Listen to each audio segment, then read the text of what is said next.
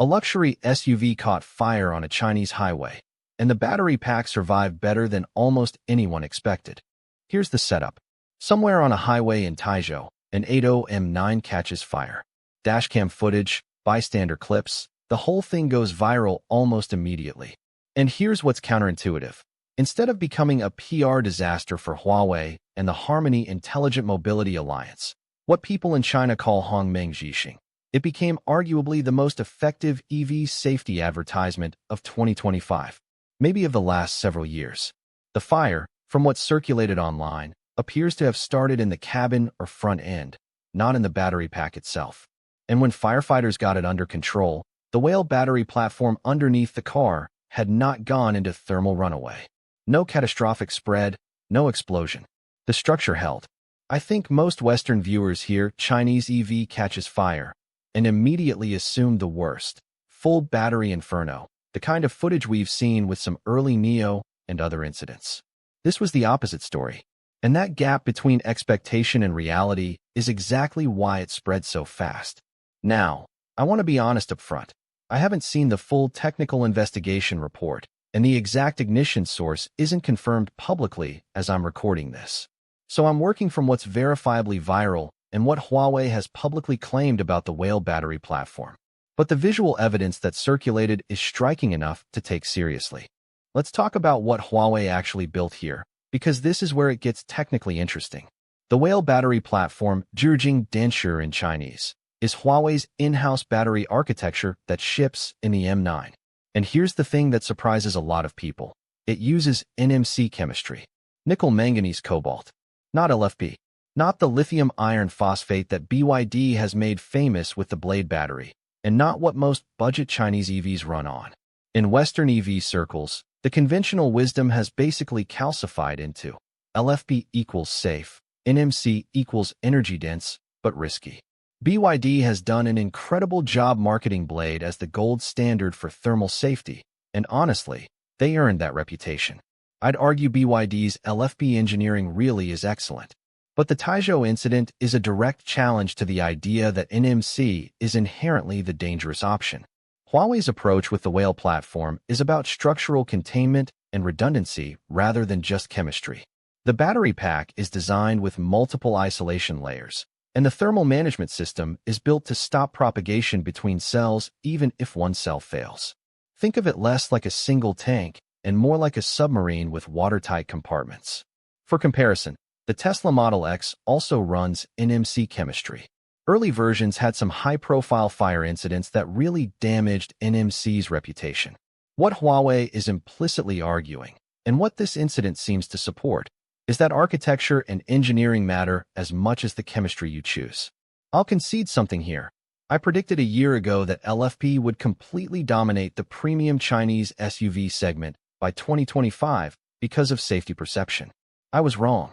The M9 is selling extremely well at over 500,000 renminbi, running NMC, and now it has a real-world safety story that LFP advocates are going to have a hard time dismissing. Here's the part that I find genuinely fascinating from a business angle. Huawei's CEO Richard Yu Qingdong, known as Yu de Tutor to Chinese internet users, has given countless stage presentations about M9 safety. Polished demos, lab tests, the works. And I'd argue none of it landed with the cultural force of this one highway incident. Chinese commentators online estimated this organic viral moment was worth north of 1 billion RMB in advertising value. I can't verify that number precisely, but the logic tracks. Real-world proof beats any controlled demonstration, and the footage was everywhere within hours. What does this mean for the broader industry? A few things. First, it puts pressure on every other premium Chinese EV brand to have a similarly compelling safety story.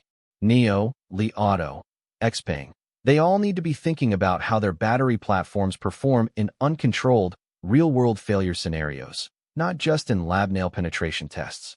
Second, it complicates the simple LFP is always safer narrative that has been a huge part of BYD's marketing identity. BYD's Blade battery is still excellent engineering, but the conversation is now more nuanced. Third, and this is the part that matters for Western audiences, it signals that Huawei is building genuine deep technology in the EV space, not just slapping a logo on a car. If and when AITO or any Huawei platform vehicle attempts a serious push into European or other Western markets, this incident becomes part of the sales story. I think the honest question the industry needs to sit with is this: are we evaluating battery safety by chemistry alone or by the full system? Because if it's the latter, the rankings might look very different from what the marketing has told us. So where does this leave us? I'm not going to tell you the Whale Battery is definitively the safest pack on the market. I don't have the data to make that claim, and neither does anyone else based on a single incident. What I will say is that this event meaningfully shifts the burden of proof. The people who want to argue NMC is categorically unsafe now have to explain this. And the people who want to crown LFB as the only serious safety option have to grapple with the fact that architecture and redundancy engineering can apparently compensate for chemistry differences at this level. For anyone considering a premium Chinese electric SUV in this price range, and the M9 is genuinely competing with the BMW X7 and Mercedes GLS in China, I'd argue battery chemistry should be about fifth on your list of safety criteria, behind the overall thermal containment design, the BMS sophistication, the structural protection of the pack, and real-world track record. Huawei just got a real-world track record entry in the most public way possible that went in their favor. That matters. What I'm watching next, whether Huawei releases any official technical breakdown of what actually contained the fire, and whether Chinese regulators require more standardized real-world reporting on these incidents. Because right now we're making a lot of conclusions from viral footage, and the industry deserves better data than that, even when the footage happens to tell a good story. That's my take. If you think I'm being too generous to Huawei here, or if you think the LFP versus NMC debate is more settled than I'm suggesting, tell me in the comments.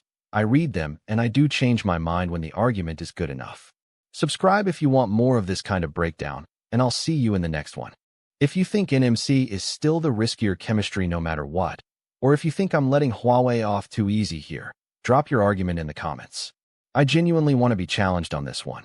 And subscribe for weekly deep dives on Chinese EVs that actually tell you what's worth caring about.